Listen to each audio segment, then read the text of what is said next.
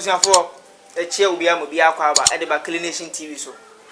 samre be din komo afa be say fix the country me kan wo so kan I hope say wo hwe me Clination TV no ani guso a wo hwe no me say subscribe won subscribe ya subscribe na mi adoma no so say na be ya drop video foforo a obohunu din a mi din ankasa ye of a PK o frame a meje so.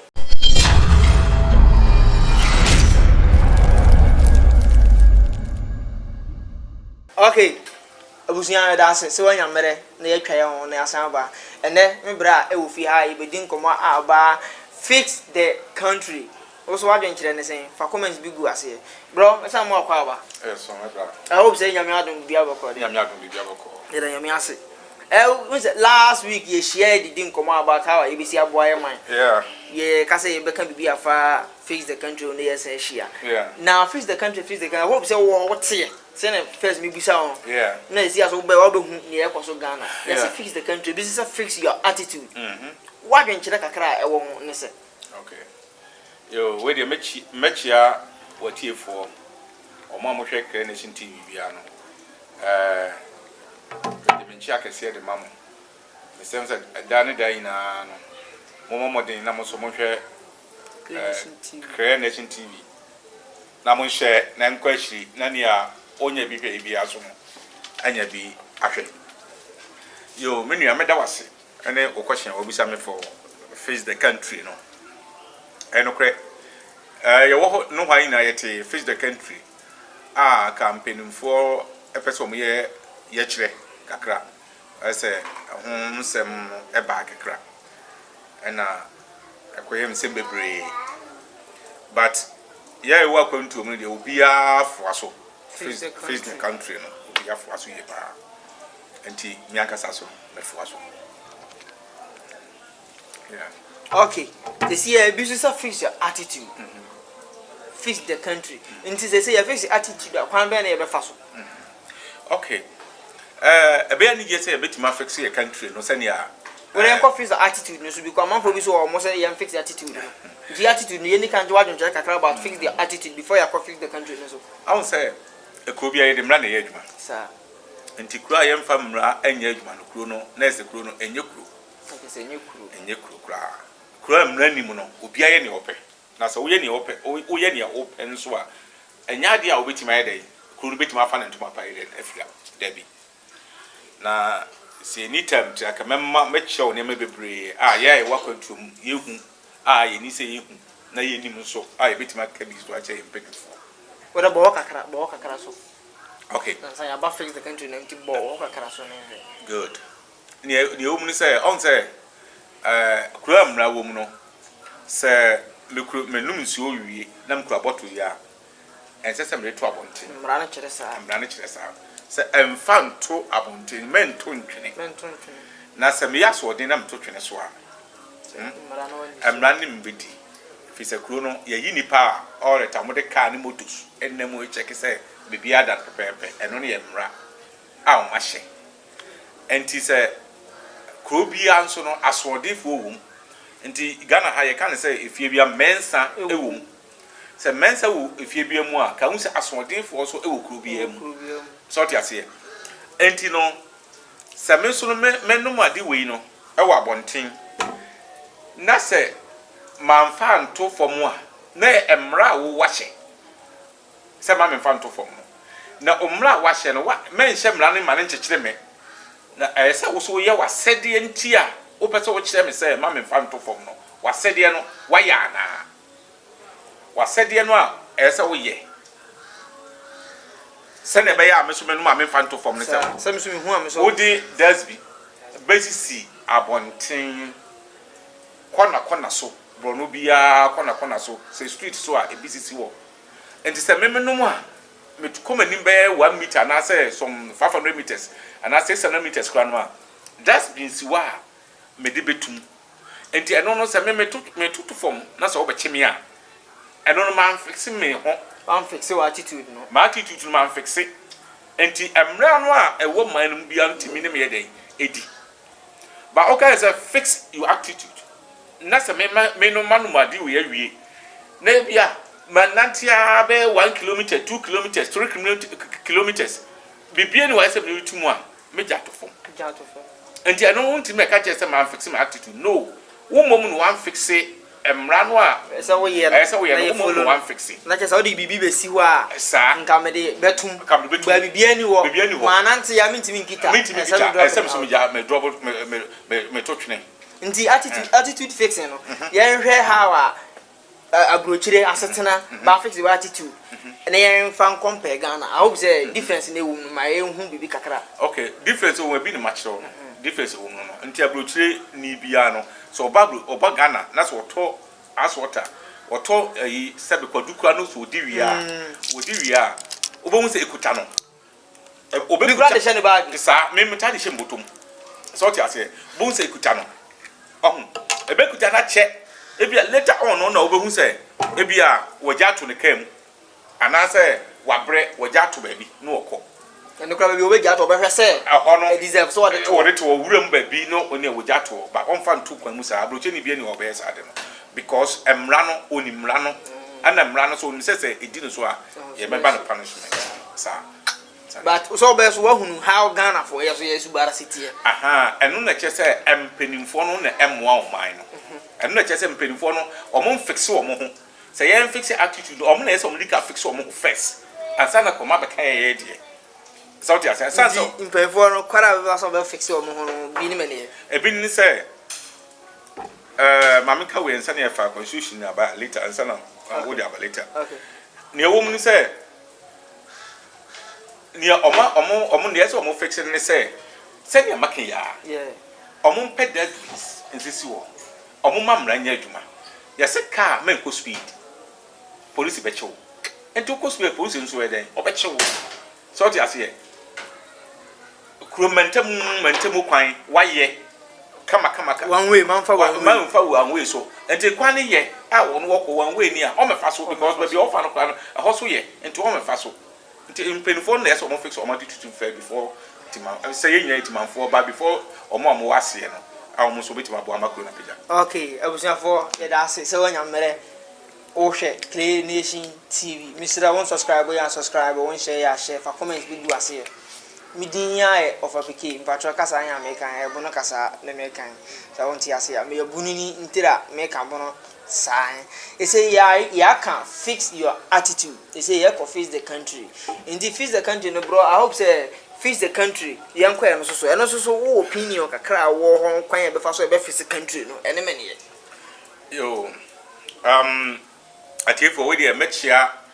fix the country for nyina me support obia fix the country that me take fix the country mani chiye pa ma Ghana ma me hu say Ghana some young guys no omo start here omo edwin future a lot nti emama yes cause omo brepa manti mama nije pa nti me say yes se baby ekọ no yekọ yanim ba me meti ye no enya fix the country no enkoa dabi yenti a anya fix the country enkoa yenti anya fix the country enkoa ne say I was say you fix 1992 constitution first yenti ra yan fix 1992 constitution first okay yenti a make us asem ne say am say obia kabi fix the country aja say you fix 1992 constitution no fix the country no enya adwuma da okay yan fese 1992 constitution fix the country enya adwuma da me pacho 1919 constitution sen yeka okay 1992 constitution on say medical can be say emra ne dibu man emra ne dibu man until 1992 constitution ni nyina she president nsem ba ko nsem sao pacho sanity 1992 constitution emra powers e wo mu nyina no e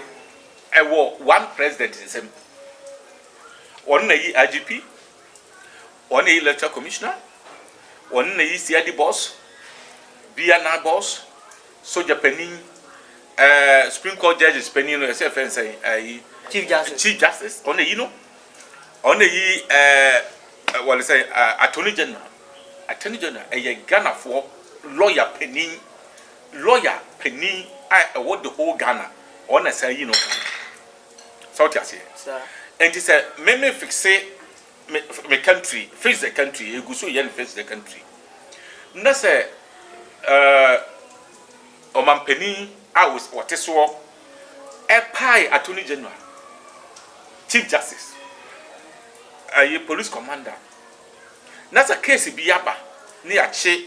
e bia obi akodiska yakoche no ne ya de ne court ya de ne court wi a na bia o man penny na wa pa o man penny ntime fa phone no afre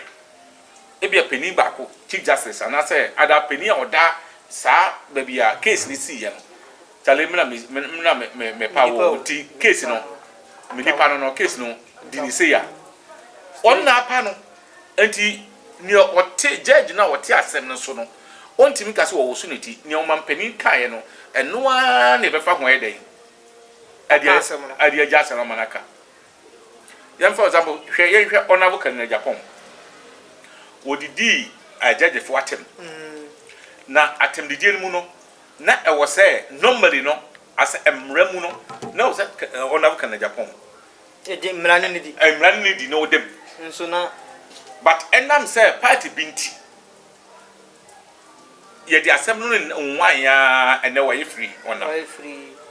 enti se ko oni aban mu te se menom ana ko nam wo te se mene wa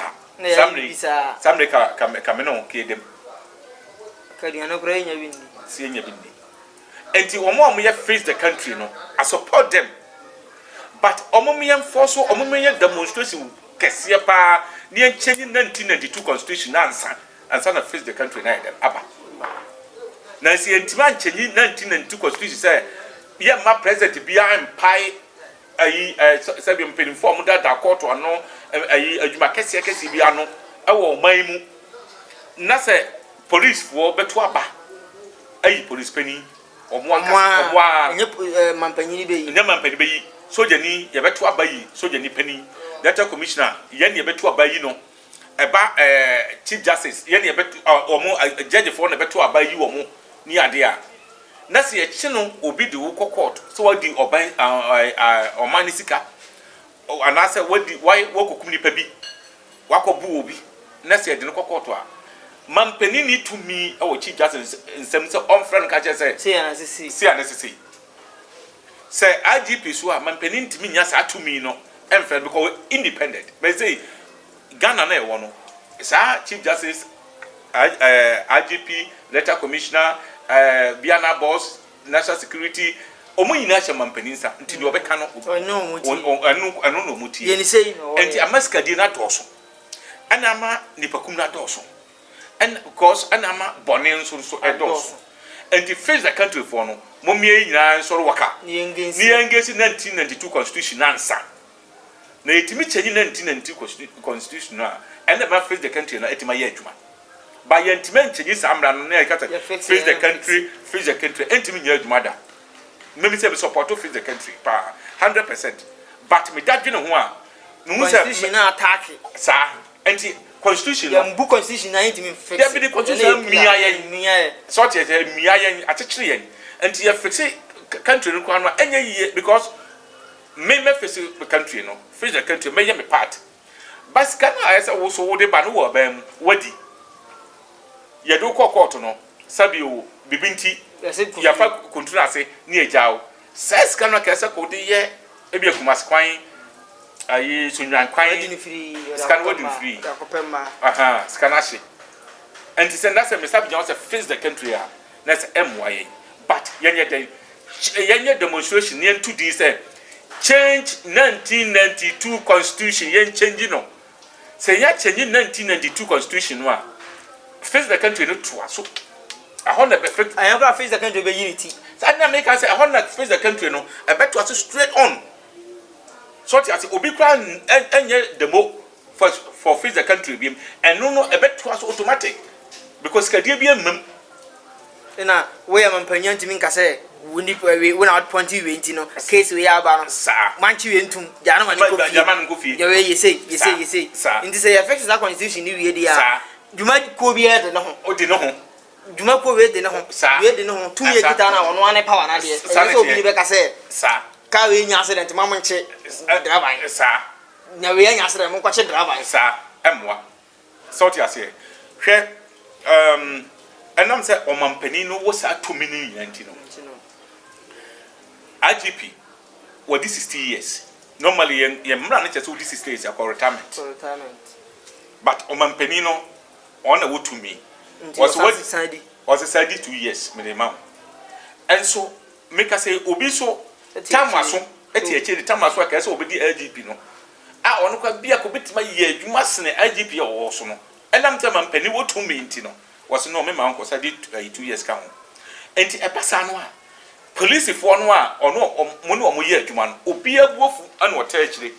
because uswan so nko ye adwuma kura no a on pese obekọ adwuma no obekọ so wonye ne sene a na kuma pe ana wonye sene o ma no pe because otimu say no kredie eni soro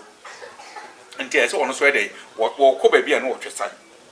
but say face the country o ha na say face the country ntimi amwa mpelifo no a e wo say ne ese ye ne say change 1992 constitution out udi 60 years ya kwa retirement for obi mu akire ombeba to change sa constitution kwa bani ene ye fa so ibe change sa constitution ai demonstration mpelifo no enya dia ye be nante boko akọ parliament awka che omo say ye change dia omo no but you do no sorry ka omo bom no mu jai MPP no mu jai NDC no mu ka say ikuro no yiye ne yepe se wo party A wo se party nya beto Ghana sanete se wo party A and party B doesn't matter ne hia ne say ye nyina yen kambom boom ne demonstration and demonstration man chenye no any actually na to be a demonstration against you parliament pressure pressure ye more pressure sa 1992 constitution no o meche I see chenye no so o meche no ama Ghana afana ntuma pafra na si ya chenye 1992 constitution no a na si ya ne say face the country out you forget it ye kan ya no mete so no mo sere because mra no che ba go phone say sorry for monsieur Ghana ye nyina ye de Ghana ye nyina ye de this young kasa ne aba fix the country ni papa mu you say be fix the country du mo hwede bekra any tia say basa I say Nancy be 3 days 4 days ni yenya ntiti ye say ye fe say adura kaka say kaka or face the country campaign but ntiti yenya ni say bi ono so no na wanya boni bia because you know we na ka adwuma pa e bi kwa na ka ban no ani na no so ba bia ho sabi aseye but on your time could you try by h3 say hanye abano so hs bi egunu na abano animu ase the face the country na sem no make say my no ho ase na make no basically 1992 constitution no aka say we ka sa we no kemma ka sa we kemma so what ni am chere no hwese IGP oho letter no beto ho say IGP no show letter enwo ne kaka say osa kutwitwa sa pictures ni bi mu ba onti ase ma no o de be kokot obejele no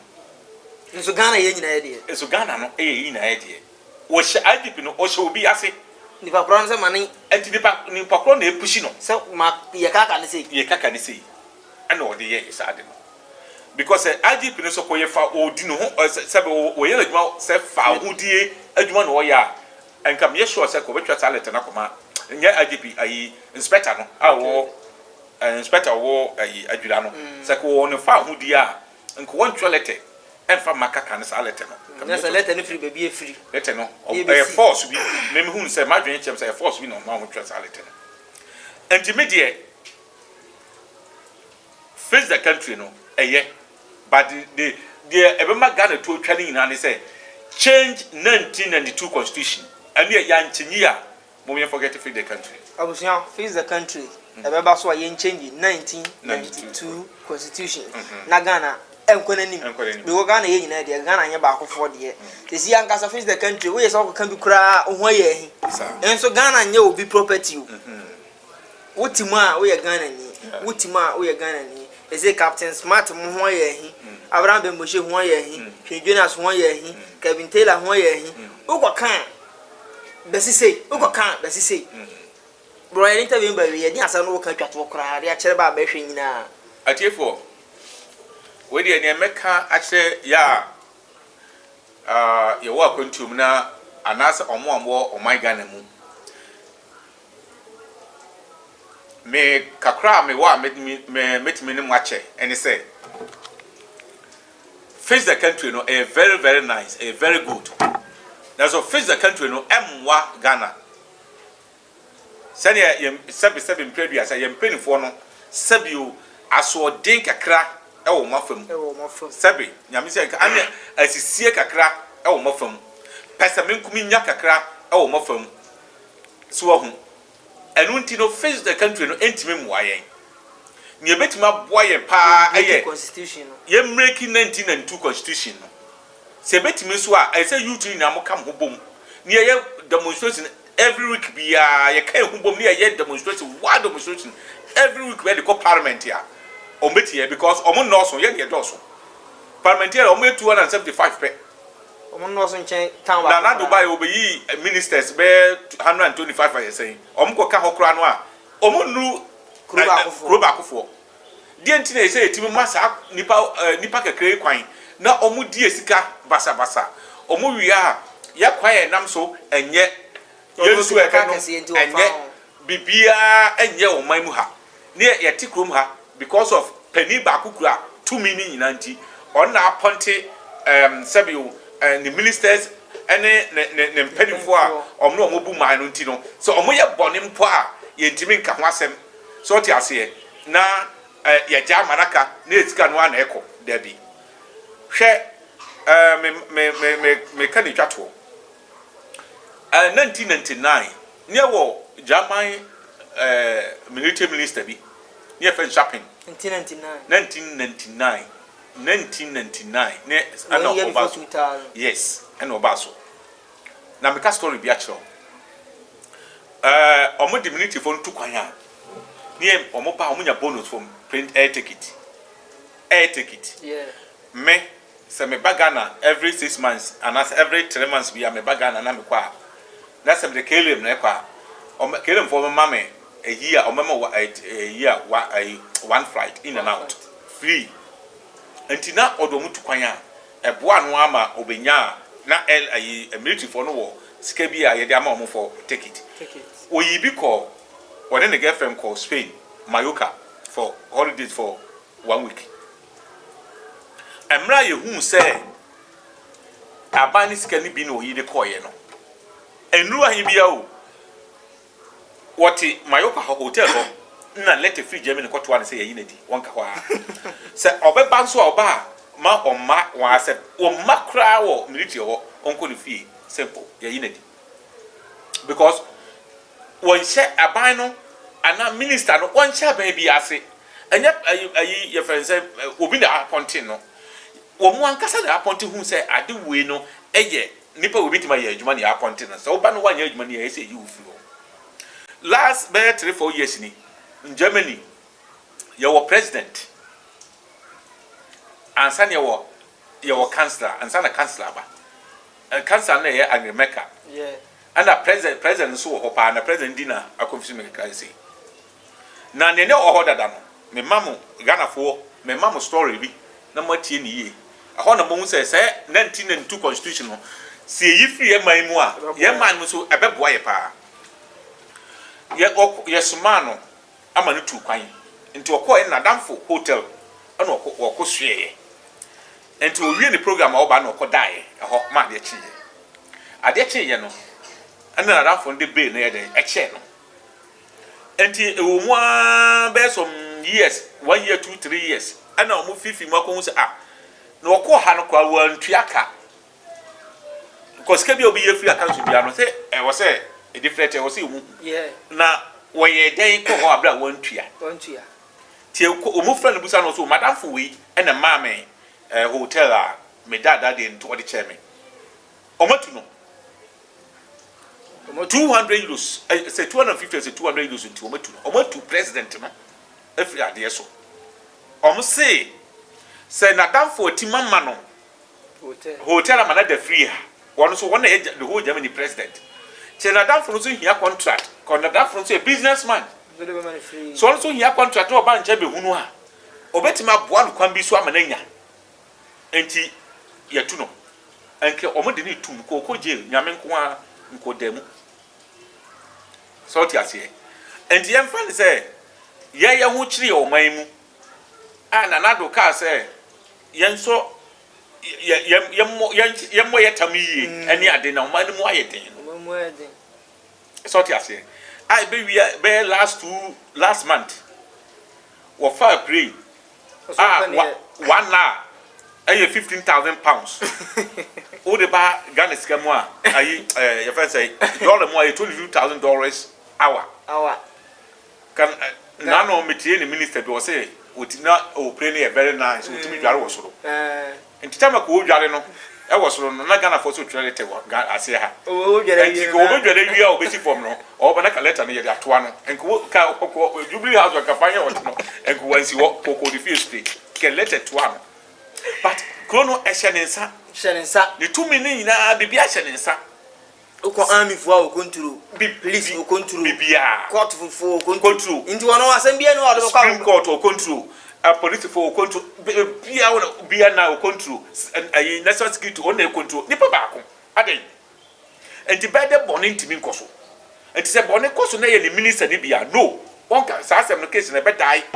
instant wa e be die because and one man or no nanim wu ase nti be die but e independent obi independent ho no wodi na adwuma o say bibia be kama ti Ghana for mesremo 1992 constitution no